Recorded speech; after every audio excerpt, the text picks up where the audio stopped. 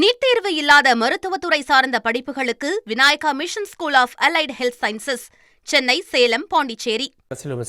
திரு நாகராஜ் இணைந்திருக்கிறார். திரு நாகராஜ், பிரதமர் பேசுவதற்கு முன்பாக தமிழ்நாட்டில் இத்தனை கேள்விகள் பாஜகவை நோக்கி இருக்கு, இதுக்கெல்லாம் விடை சொல்லுவீங்களான்னு முதலமைச்சர் பிரதமருக்கு கேள்வி எழுப்புறார். எப்படி பாக்குறீங்க? நீங்க ஒரு விஷயம் பார்க்கணும். பிரதமர் வந்து ஒரு ட்வீட் போட்டிருந்தார். Tamil Nadu has decided that it's time to bid farewell to the corrupt DMK government அப்படின்ற வார்த்தையை ரொம்ப ஸ்ட்ரைட் ஃபார்வர்டா நீங்க ஒரு ட்வீட் போட்டுருக்கு. ஐ திங்க் நம்ம சேனல்லயும் அது ஷோ பண்ணிட்டு இருக்கீங்கன்னு நினைக்கிறேன் அந்த விஷயத்த. ரைட், அது ஒண்ணு. ஆனால் 2021 முதலமைச்சர் என்ன தப்பு செய்தாரோ, அதாவது 2021 160 சீட்டு வந்து டிஎம்கே வந்திருக்கணும். ரைட், தனியா டிஎம்கே மட்டும் ஜெயிச்சிருக்கணும். should be 180 seats 190 seats வந்து டோட்டலா கூட்டணி ஜெயிச்சிருக்கணும். ஆனால் தன்னுடைய எதிரியை வந்து எடப்பாடி இல்லாம பிஜேபி செட் பண்ணாங்க. அதாவது 19ல வந்து அந்த ஆன்டி பிஜேபி வேவை வந்து நம்ம 21ல யூஸ் பண்ணிக்கலாம் அப்படின்னு ஒரு கான்செப்ட்ல இது பண்ணி அது க்ளோஸ் எலெக்ஷனா போச்சு. க்ளோஸ் எலெக்ஷனா போச்சுன்னா திமுகவுக்கும் அதிமுகவுக்கும் 3% வித்தியாசம், திமுக கூட்டணிக்கும் அதிமுக கூட்டணிக்கும் வெறும் 6% வித்தியாசம். கூட்டணியில சில மிஸ்டேக்ஸ் நடந்ததுனால வந்து அது போச்சு. மீண்டும் அதே பிளேல வந்து தமிழக முதலமைச்சர் அவர்கள் வந்து விழுகிறார் என்று தெரிகிறது. ஏன்னா இந்த தேர்தலை பொறுத்தவரை 5 ஆண்டுகள் நான் ஆட்சி பண்ணியிருக்கேன், நான் நல்லாட்சி கொடுத்திருக்கேனா இல்லையா அப்படின்றதா இந்த தேர்தல். திருப்பி ஸ்டாலின் வேண்டுமா வேண்டாமன்றதா தேர்தல். இந்த தேர்தலை பொறுத்தவரை மோடி வேண்டுமா ராகுல் வேண்டுமான்னு கிடையாது. இந்த தேர்தலை பொறுத்து ஸ்டாலின் வேண்டுமா இல்ல வேண்டாமா.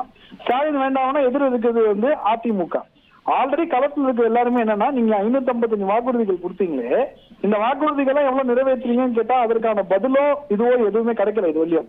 ரைட், அது வந்து ரொம்ப சைலண்டா தான் போயிட்டு இருக்காங்க அந்த விஷயத்துல.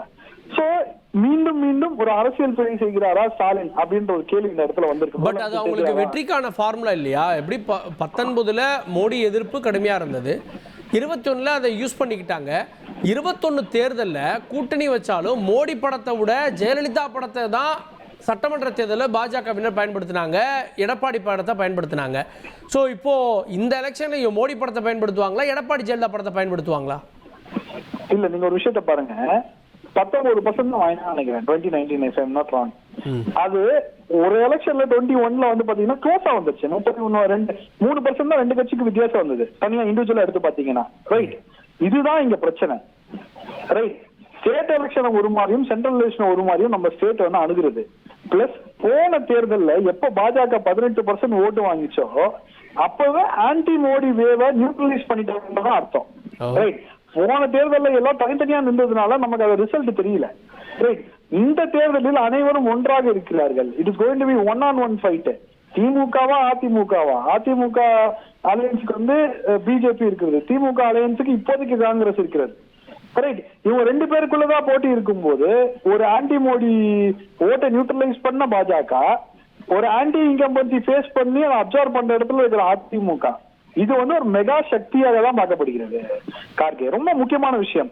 2016 போல் முதல்வர் அவர்கள் இந்த தேர்தலை அணுகுவார் என்று போன ஜனவரி மாதம் எல்லாரும் சொன்னாங்க. 2025 ஜனவரியில சொன்னாங்க. என்ன சொன்னாங்க? ரொம்ப சிம்பிளா போனீங்கன்னா, எப்படி வந்து விஜயகாந்த் அவர்களை திமுகவுடன் சேர்க்க விடாம பண்ணாரோ அது மாதிரி பாஜகவை அதிமுகவுடன் சேர்க்க விட மாட்டார் முதலமைச்சர் அப்படின்னாங்க. அந்த பாலிடிக்ஸ்ல முதலமைச்சர் ஃபெயில் பண்ணிட்டாரு. அமித்ஷா வந்து ஒரே சிக்ஸரா அடிச்சு ஏப்ரல் 12ஆம் தேதி வந்து அந்த அலையன்ஸ் ஃபார்ம் பண்ணிட்டாரு. அந்த அலையன்ஸ் ஃபார்ம் பண்ணதுல இருந்து நீங்க பாத்தீங்கன்னா வந்து நீங்க பாஜகவோட கூட இருந்துட்டீங்கன்னு சொல்லி சட்டமன்றத்திலே மற்ற விஷயத்தை பற்றி பேசாம இதை பத்தி மட்டும் தான் பேசிட்டு இருந்தார் முதலமைச்சர். அதற்கப்புறம் என்ன ஆச்சுன்னா, டிடிவி அவர்கள் சேர மாட்டாங்க, ஓபிஎஸ் அவர்கள் சேர மாட்டாங்க அப்படின்னு ஒரு கனவு கோட்டையில இருந்தபோது அந்த கோட்டையும் அமித்ஷா வந்து தகர்த்துட்டாருன்னு நம்ம பார்க்கலாம். அந்த விஷயமும் வந்து சால்வ் பண்ணிட்டாங்க. இப்ப இருக்கிற ஒரு சேலஞ்சான விஷயம் என்ன அப்படின்னா வந்து அன்பு பெரிய ராமதாஸ் அவர்களை எப்படி இதுல இணைக்க போறாங்கன்ட்டு அந்த விஷயத்திலும் ஜெயிச்சிட்டாங்கன்னா it is going to be 1-on-1 tough election. Kharge, NEET தேர்வு இல்லாத மருத்துவத்துறை சார்ந்த படிப்புகளுக்கு Vinayaka Mission School of Allied Health Sciences, Chennai, Salem, Pondicherry.